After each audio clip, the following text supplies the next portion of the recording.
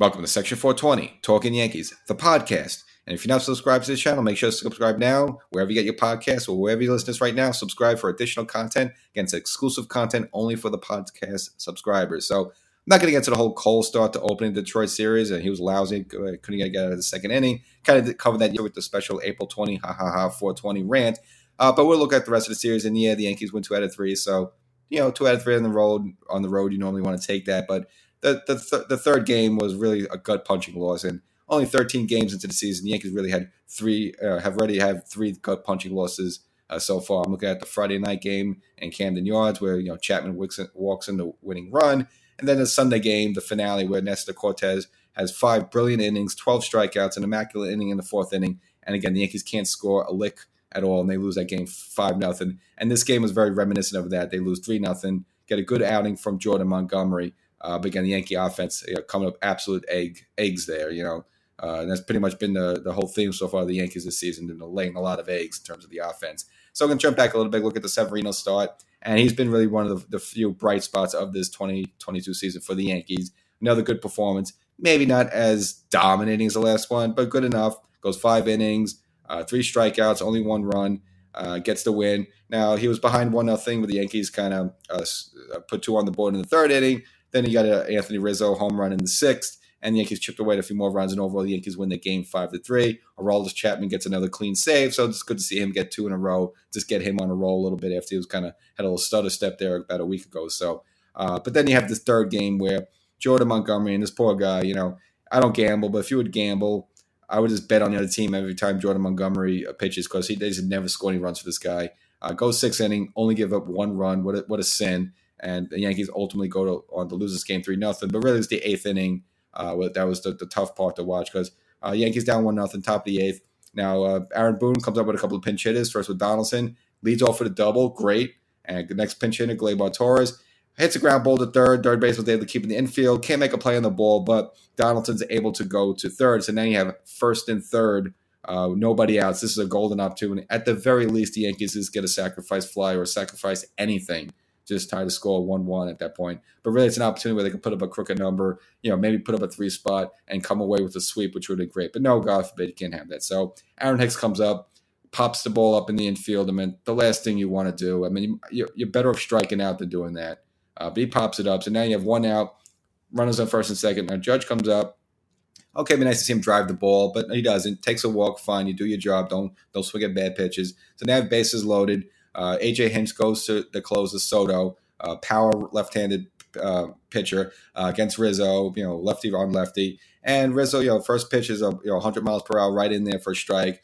And I guess maybe Rizzo looked like it was on his back heels a little bit. Next pitch comes in, Rizzo takes a poke at it, and it's a little comeback to the pitcher. Kind of a really defensive swing, had nothing on it. And the pitcher, fields the ball, gets to force it home, so the Yankees don't get the score. Still bases loaded with Giancarlo Stanton comes up. Okay, great. Power versus power. Right-handed hitter versus lefty. You like this matchup.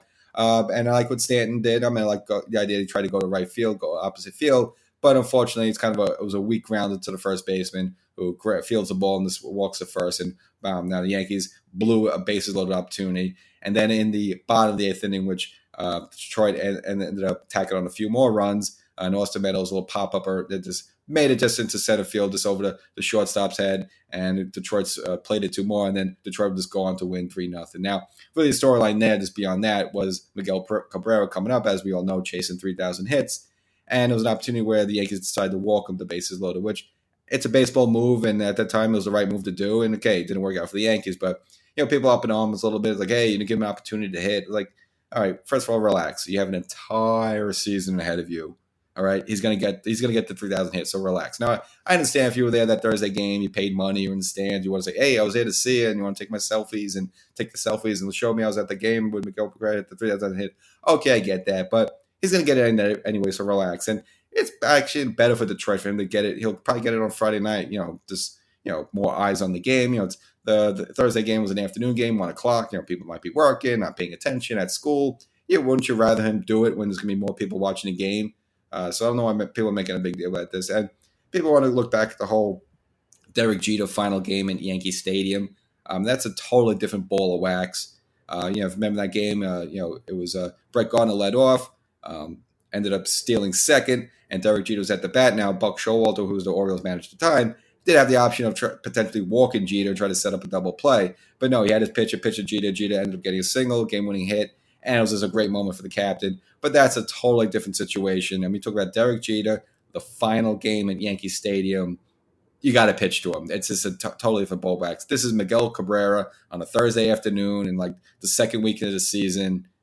It's apples and oranges. I mean, walking him is not controversial at that point, so people should just let that one go.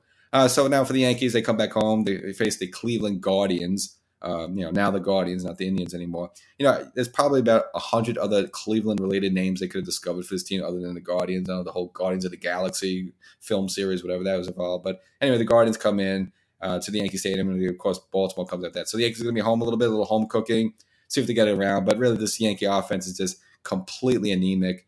Again, you're looking at Joey Gallo just doing absolutely nothing. Not only is he not hitting, he's just not feeling well as well. He booted the ball today a little bit.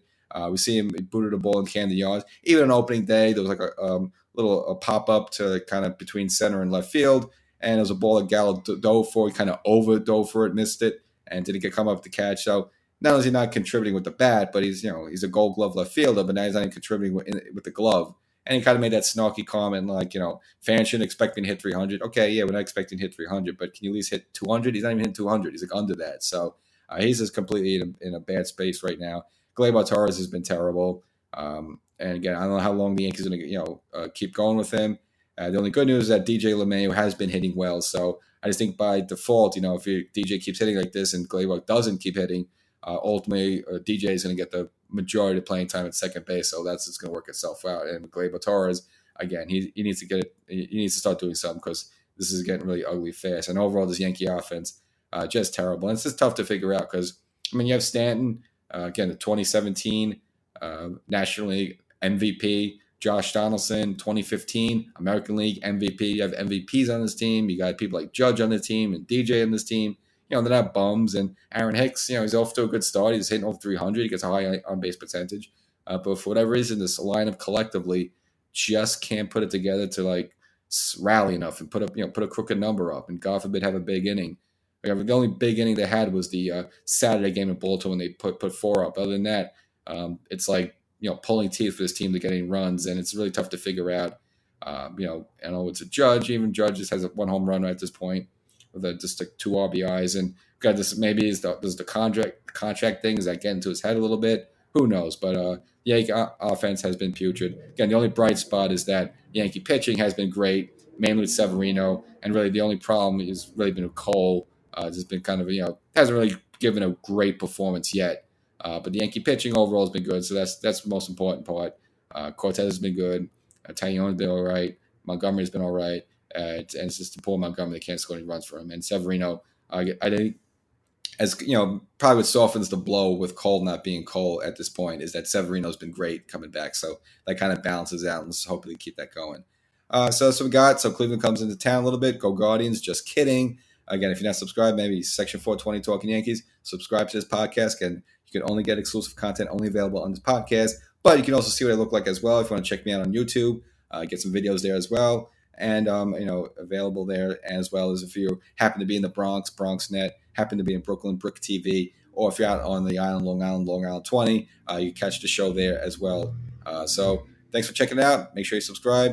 Go Yankees. Please hit